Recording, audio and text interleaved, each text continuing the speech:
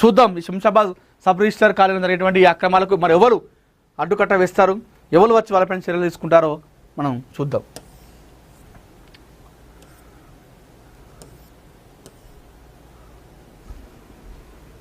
మీరాలం చెరువులో water sports island చెరువు రూపురేఖలు మార్చేందుకు సీఎం ఆదేశాలు.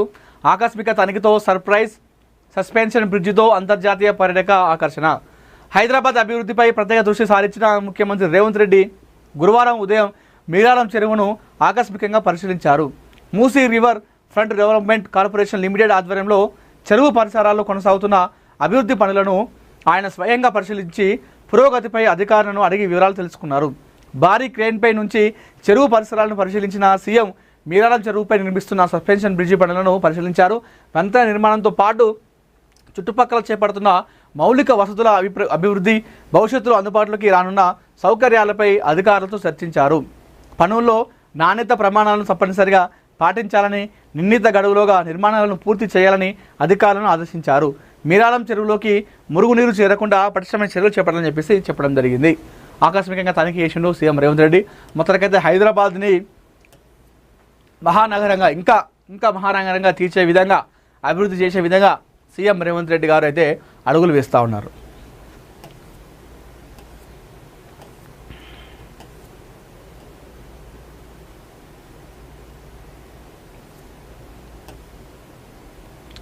రాఖీ అంటే రక్ష, అన్న చెల్లెల ప్రేమను బంధానికి ప్రతీకగా రాఖీ పౌర్ణమి. నిజంగా ఒకప్పటి లెక్క రాఖీ పండుగ ఇప్పుడు ఉందా అండి? ఒకప్పుడు రక్షాబంధన్ అంటే ఇంత పెద్ద కథ ఉండేది.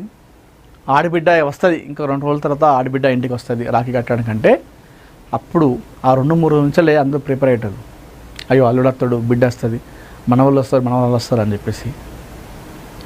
అప్పుడు ప్రేమ అట్లే ఉండేవి. అన్న మీద, తమ్ముల మీద, అక్కల మీద, చెల్లెల మీద ఎలాంటి కల్మషం లేకుండా ఉండేటువంటి ప్రేమలే గతంలో ఉండేవి. అలాంటి ప్రేమలు ఇప్పుడు ఉన్నాయంటే మొత్తం కమర్షియల్ అయిపోయింది. ప్రేమ అనేది లేదు. నీ వల్ల నాకేం ఉపయోగం, నా వల్ల నీకేం ఉపయోగం, ఇదే చూస్తున్నారు. సొంత బ్లడ్లో కూడా, రక్త సంబంధంలో కూడా ప్రస్తుతం అదే చూస్తున్నారు. నీ వల్ల నాకేమైనా ఉపయోగం ఉందా, నా వల్ల నీకేమైనా ఉపయోగం ఉందా అనేది చూస్తున్నారు ప్రస్తుతం ఉన్నటువంటి ఈ కాలంలో. ఇప్పుడు చెల్లెనో అక్కనో లోపల ఏదో ఒకటి పెట్టుకుని వస్తుంది. అన్న మిన్నో తమ్ముని మిన్నో పెట్టుకుని వచ్చి రాఖీ కడుతుంది. దానికి అర్థం ఏంటిది అంటే ఖచ్చితంగా రాఖీ పండుగ కాబట్టి ఎంత పగ ఉన్నా కూడా కడితే అది కరెక్ట్ కాదు. రక్షాబంధన్ అంటే ఏంటిది? ఎందుకు కడతారు? అన్నా నువ్వు నా అన్నవు, నా రక్తం పంచుకొని పుట్టిన నా రక్త సంబంధికుడివి, మన ఇద్దరం ఎప్పటికి ఇట్లా కలిసిమెలిసి ఉండాలి అనేది దానికి అర్థం వస్తుంది. నువ్వు లోపల కుట్రలు పెట్టుకొని, పగ్గలు పెట్టుకొని వచ్చి రాఖీ కడతావు నవ్వుకుంటా, ఫోటో మందు ఈయన ఎగిలిస్తావు, ఫోటో రాఖీ కట్టుకుంటావు, 2000-1000 ఇస్తాడు, కాలు మొక్కుతాడు, అయిపోతుంది అంతవరకే. మళ్ళీ రాఖీ ఇట్లా పున్నమి రాక ఇదే కథ ఉంటుంది. మధ్యలో మాటలు ఉండయి. అయ్యో ఒకప్పుడు మనోళ్ళకు మనలో అంటే మన పాలోళ్ళు మనోళ్ళకి ఎవరికన్నా ఏమన్నా అయితేనే మనం కింద మీద అయ్యేటోళ్ళం. అప్పుడు అట్లుండేది. మావనంట రారా మీరు అని చెప్పేసి పోయేటోళ్ళు. ఇప్పుడు అక్కకు ఏమైనా, చెల్లెకి ఏమైనా, లేకపోతే తమ్ముడుకు, అన్నకి ఏమైనా కూడా పట్టించుకునేటువంటి రక్త సంబంధాలు ఇప్పుడు అంతా లేవు. ఒకప్పట్లాగా ఇప్పుడు ఉన్నాయి ఎక్కడో ఒక దగ్గర. ఇవి నడుస్తూ ఉంది. కొందరు అయితే డబ్బుల కోసం వేస్తున్నారు. కొందరు, అందరు కాదు. కొందరు మాటలు ఉండేవి, ముచ్చట్లు ఉండేది, డైరెక్ట్ వస్తారు. రాగి అట్టగానే 5,000 చేతులు పెడతారు. ఆ పైసల కోసం కొంతమంది తిరుగుతారు. నిజంగా కొందరు, అందరే కాదు, కొందరు తిరుగుతున్నారు. వాళ్ళ తర్వాత మాట్లాడతారంటే అన్న తమ్ముడు అని మళ్ళీ ఏముండదు, మాటలు ఉంటాయి. మళ్ళీ వీళ్ళు వాళ్ళ అక్కకు చెల్లెకు ఫోన్ చేస్తారంటే అది ఉండదు. ఇట్లా అయిపోయినాయి రక్త సంబంధాలు మొత్తం కూడా. జస్ట్ ఒక ఫోటో కోసం, స్టేటస్ కోసం రాఖీ పండుగ వచ్చింది, కట్టాలి కాబట్టి పెళ్ళి కడుతున్నారు. కానీ కష్ట సుఖాల్లో పాలు పంచుకోవడానికే ఈ రక్షాబంధన్ అనేది పండుగ. చెల్లెకి ఏం కష్టం వచ్చినా, అక్కకి ఏం కష్టం వచ్చినా, లేకపోతే అన్నకో తమ్మునికో ఏదో బాధ ఉన్నా ఆ బాధలలో ఆ కష్టాలలో పాలు పంచుకోవడానికే ఈ రక్షాబంధన్. అవన్నీ పక్కన పెట్టేసి స్టేటస్ కోసం, వాట్సాప్ స్టేటస్ కోసం, ఫోటో కోసం ఇప్పుడు కడతా ఉన్నారు. ఇట్లా అయిపోయింది రాఖీ పౌర్ణమి అంటే. ఒకప్పటిలాగా లేవు ఇప్పుడు ఏ పండుగ అయినా కూడా, మొత్తం కమర్షియల్ అయిపోతున్నాయి. రక్త సంబంధికులే కమర్షియల్ అయిపోయారు ఇప్పుడు ఈ మధ్యకాలంలో. ఇది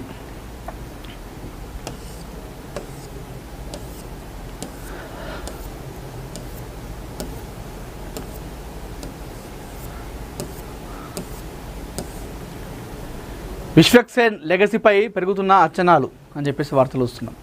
వరుస అవకాశాలతో యువనటి జోరు అని చెప్పేసి మరొక వార్త వస్తున్నాం. అక్టోబర్లో రణబలి రచ్చ అని చెప్పేసి మరొక వార్త కూడా ఇక్కడ చూసుకోవచ్చు. టాక్సిక్ ఎఫెక్ట్ లేదు, ఇరుముడి హవా అని చెప్పేసి చెప్తున్నాం. టాక్సిక్ సినిమా ఏదైతుందో ఆ టాక్సిక్ హవా అయిపోయింది, ఏమి లేదు. మళ్ళీ ఇరుముడి మీదే అంత క్రేజ్ పెరిగింది. టాక్సిక్ మూవీ ఒకలా బాగున్నప్పటికీ కూడా ఇరుముడి సినిమా పైన ఎలాంటి అయితే ఎఫెక్ట్ అయితే పడకపోయేది, ఎలాంటి ప్రభావం పడకపోయేది ఇరుముడి మీద. ఇరుముడి ఆల్రెడీ నడుస్తుంది, వెళ్తుంది, ఫ్యామిలీ ఆడియన్స్ కనెక్ట్ అయింది. సో చాలామంది టాక్సిక్స్ వస్తే ఇరుముడికి కలవదని చెప్పేసి అన్నారు.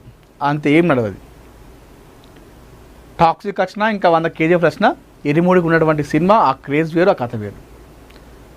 సో ఇప్పుడు టాక్సిక్ ఎఫెక్ట్ ఏమి లేకపోవడంతో ఇరుముడి హవా మళ్ళా ఇంకెక్కువ మొదలైందని చెప్పేసి మనం చెప్పుకోవచ్చు. సాహాపై హీరోయిన్ సంచలనం చాలని చెప్పేసి మనం ఇక్కడ మరొక వార్త కూడా చూస్తున్నాం. ఇవి ఈరోజు ANN తెలుగు మార్నింగ్ న్యూస్. మరిన్ని ఇంట్రెస్టింగ్ వార్తల కోసం చూస్తూనే ఉండండి ANN తెలుగు.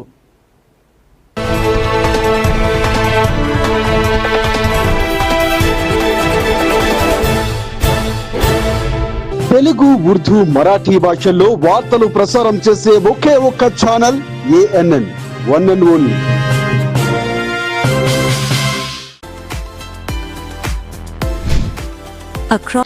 అందరి నమస్తే, వెల్కమ్ టు ANN భక్తి.